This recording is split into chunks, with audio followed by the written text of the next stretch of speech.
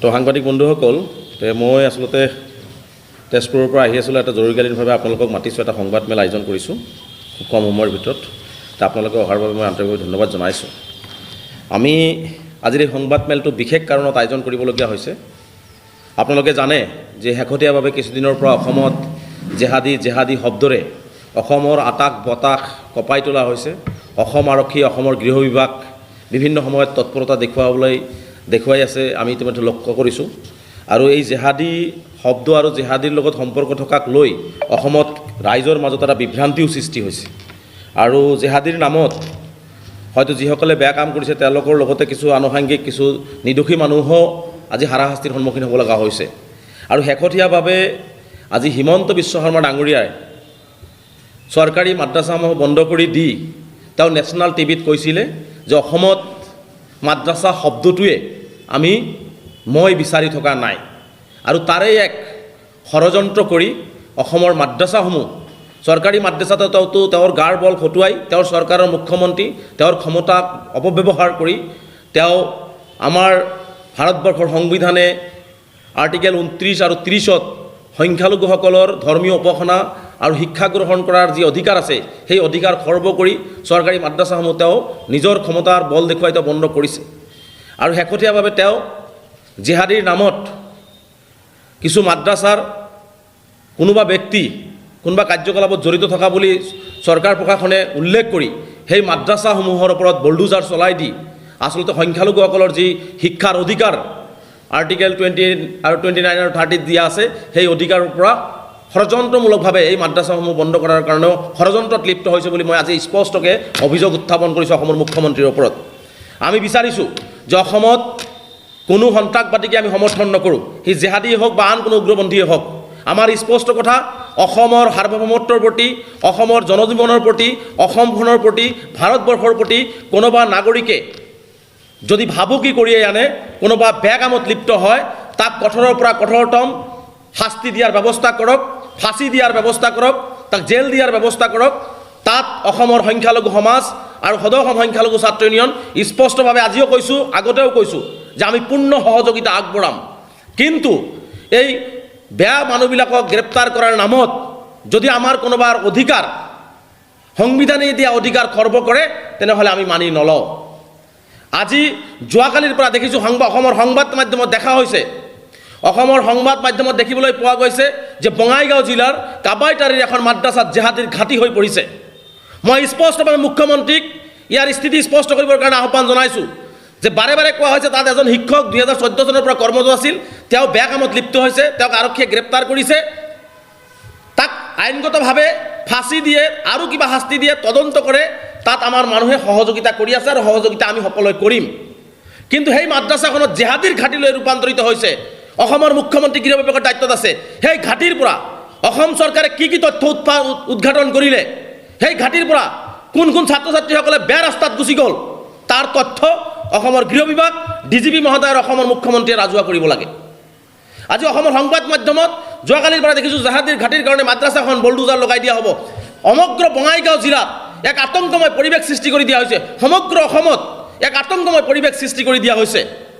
আমি স্পষ্টকৈ কৈছোঁ যে অসম চৰকাৰে চাওক, একফালেদি সংবাদ মাধ্যমে কৈ আছে জেহাদীৰ ঘাটি উৎখাত কৰা হৈছে আৰু অসম চৰকাৰৰ এইটো notification, govt of Assam, office of the deputy commissioner Bongaigaon, তেওঁলোকে ইয়াত কি উল্লেখ কৰিছে? অসমৰ সংবাদ মাধ্যমে, অসমৰ মন্ত্ৰী বিষয়া, অসমৰ ৰাজনৈতিক বিজেপিৰ নেতাসকলে জেহাদীৰ ঘাটি উৎখাত কৰিম বুলি যি ধৰণে এটা আতংকময় পৰিৱেশ সৃষ্টি কৰি আছে, যি ধৰণে মুছলমানসকলক বিশেষকৈ সংখ্যালঘুসকলক টাৰ্গেট কৰি আছে, তেনে সময়ত বঙাইগাঁও জিলা প্ৰশাসনৰ ফালৰ পৰা এইটো নটিফিকেশ্যন কৰা হৈছে যে ইয়াত ডিজাষ্টাৰ মেনেজমেণ্ট এক্টৰ ৰুল ৰেগুলেশ্যন ভাইলেশ্যন কৰা হৈছে, ইয়াত PWDৰ এক্টৰ ৰুল ৰেগুলেশ্যন ভাইলেশ্যন কৰা হৈছে আৰু আনুষাংগিক কিছুমান ৰুল ৰেগুলেশ্যন ভাইলেশ্যন কৰাৰ কাৰণে এই বিল্ডিং, এই ঘৰবিলাক ভাঙি দিয়া হৈছে। এতিয়া আমাৰ প্ৰশ্ন হ'ল, 37 বছৰ এইখন মাদ্ৰাছা চলি আছিলে, বঙাইগাঁও জিলা প্ৰশাসন শুই আছিল নেকি? PWD শুই আছিল নেকি? 37 বছৰ হোৱা মাদ্ৰাছা এখনৰ কেনেকৈ এই ৰুল ৰেগুলেশ্যন ভাইলেশ্যন কৰিলে, কেনেকৈ এওঁলোকে মাদ্ৰাছা স্থাপন কৰিব পাৰিলে, এই সম্বন্ধে বঙাইগাঁও জিলা প্ৰশাসনে আগতীয়া ব্যৱস্থা কিয় গ্ৰহণ নকৰিলে? বঙাইগাঁও আৰক্ষীয়ে শুই আছিল নেকি? যদি তাতে এনেকুৱা ধৰণৰ ঘাটি স্থাপন হৈছে, বঙাইগাঁও আৰক্ষী অসম আৰক্ষীৰ সোৰ্স ক'ত? সেই চ'ৰ্চবিলাকে এই 37 বছৰ ধৰি এই মাদ্ৰাছাখন চলি থকা অৱস্থাত আজি ৰুল ৰেগুলেশ্যন দেখুৱাই যি ধৰণে বলডুজাৰ লগাই দিয়া হৈছে আমি মৰ্মাহত হৈছোঁ। আৰু মই ভাবোঁ যে এইটো এটা আমাৰ শিক্ষা ব্যৱস্থাৰ জেহাদীক তেওঁলোকে ফাঁচি দিয়ে আৰু কিবা কৰে কৈ থাকক, কিন্তু এটা শিক্ষা অনুষ্ঠান শিক্ষা ব্যৱস্থাক তেওঁলোকে ধ্বংস কৰিব এইটো আমি মানি ল'ব নোৱাৰোঁ। আমি এইটো কোনো পদ্ধতিতে সহ্য নকৰোঁ। আজি মই মুখ্যমন্ত্ৰী ডাঙৰীয়াক প্ৰত্যাহ্বান জনাইছোঁ, মই বঙাইগাঁৱৰ পৰা ষ্টাৰ্ট কৰিছোঁ, যদি ডিজাষ্টাৰ মেনেজমেণ্ট এক্টৰ বা PWDৰ নীতি নিয়ম মতেই যদি এই মাদ্ৰাছাখন নিৰ্মাণ কৰা হৈছিল, মুখ্যমন্ত্ৰী আৰু বঙাইগাঁও জিলা উপায়ুক্তে স্পষ্টভাৱে ৰাজহুৱা কৰক। বঙাইগাঁও জিলাত কেৱল মাদ্ৰাছাই নহয়, বঙাইগাঁও জিলাত আন আন শিক্ষা অনুষ্ঠান, বঙাইগাঁও জিলাত ব্যৱসায় প্ৰতিষ্ঠান, বঙাইগাঁও জিলাৰ কাৰ্যালয় আৰু বিশেষকৈ অসমৰ বিভিন্ন জিলাত স্কুল প্ৰতিষ্ঠান কাৰ্যালয় PWDৰ অন্তৰ্গত তেওঁলোকৰ যি ৰুল ৰেগুলেশ্যন আছে সেই ৰুল ৰেগুলেশ্যনবিলাক ফ'ল' কৰিছেনে নাই, যদি সাহস আছে মুখ্যমন্ত্ৰী ৰাজহুৱা কৰক। যদি সাহস আছে বাইহাটাৰ পৰা চাংচাৰীলৈকে জালুকবাৰীলৈকে যিমান বিল্ডিং নিৰ্মাণ হৈছে, যিমান ব্যৱসায় প্ৰতিষ্ঠান নিৰ্মাণ হৈছে, সেইবিলাক ভেটি মাটিত নিৰ্মাণ হৈছে না ৰুল ৰেগুলেশ্যন ফ'ল' কৰি নিৰ্মাণ কৰিছে, তাৰ ৰাজহুৱা ব্যৱস্থা কৰক। গুৱাহাটীৰ মাজমজিয়াত কিমানজনৰ বিল্ডিং, কিমান অনুষ্ঠান প্ৰতিষ্ঠান, কিমান ৰুল ৰেগুলেশ্যন ফ'ল' কৰিছে, যদি সাহস আছে মুখ্যমন্ত্ৰী ডাঙৰীয়াই স্বতঃপূৰ্তভাৱে ৰাজহুৱাভাৱে প্ৰকাশ কৰক। গতিকে এইটো এটা সম্পূৰ্ণভাৱে অসমৰ সংখ্যালঘু সমাজক শিক্ষা ব্যৱস্থাৰ পৰা আঁতৰাই ৰখাৰ কাৰণে, অসমৰ সংখ্যালঘু সমাজক অন্যায়ভাৱে চৰম অন্যায়ভাৱে অত্যাচাৰ কৰাৰ কাৰণে এইটো এটা মুখ্যমন্ত্ৰী ডাঙৰীয়াৰ এটা ব্লু প্ৰিণ্ট ৰচনা কৰি এনেকুৱা ধৰণৰ কাম কাজবিলাক কৰি আহিছে। আজি মানুহ এজনক ফাঁচি দিলেও, মানুহ এজনক যদি ফাঁচি দিয়া হয় তথাপি তেওঁক আত্মপক্ষ সমৰ্থন কৰাৰ সুযোগ দিয়া হয়। কিন্তু যোৱাকালি বঙাইগাঁও জিলা উপায়ুক্তই এইখন নোটিছ মাদ্ৰাছা কৰ্তৃপক্ষক 6:30 বজাত দিছে। এইখন নোটিছ 6:30 বজাত দিছে। 6:30 বজাত কিয় নোটিছ দিব লগা হ'ল? যদি তেওঁলোকে সেই মাদ্ৰাছাখনৰ শিক্ষকক গ্ৰেপ্তাৰ আজি কেইদিন আগতে কৰিছে, কিয় আজি বঙাইগাঁও জিলা প্ৰশাসনৰ বা অসম চৰকাৰৰ সাহস নহ'ল সেই মাদ্ৰাছাখন যে ভাঙি দিয়া হ'ব, সেই মাদ্ৰাছাখনৰ বিৰুদ্ধে যে ব্যৱস্থা গ্ৰহণ কৰা হ'ব, আগতীয়া নোটিছ কিয় তেওঁলোকক আত্মপক্ষ সমৰ্থন কৰাৰ সুযোগ দিয়া নহ'ল? আত্মপক্ষ সমৰ্থন কৰাৰ সুযোগ কিয় দিয়া নহ'ল? আমি প্ৰশ্ন কৰিছোঁ বঙাইগাঁও জিলা প্ৰশাসনক আৰু অসমৰ মুখ্যমন্ত্ৰীক। গতিকে ইয়াত আত্মপক্ষ সমৰ্থন কৰাৰ সুযোগ এইকাৰণে দিয়া হোৱা নাই, এই মাদ্ৰাছাখন ভাঙি সমগ্ৰ ভাৰতবৰ্ষতে হিমন্ত বিশ্ব শৰ্মা ডাঙৰীয়াই মুছলমানৰ ওপৰত যে শিক্ষা ব্যৱস্থাৰ ওপৰত যে মাদ্ৰাছাৰ ওপৰত যে তেওঁ আগ্ৰাসী মনোভাৱ লৈ আক্ৰমণ কৰিছে, এইটোৱে প্ৰতিষ্ঠা কৰিবৰ কাৰণে মুখ্যমন্ত্ৰী ডাঙৰীয়াই আক্ৰমণমূলকভাৱে এই কাম কৰিছে।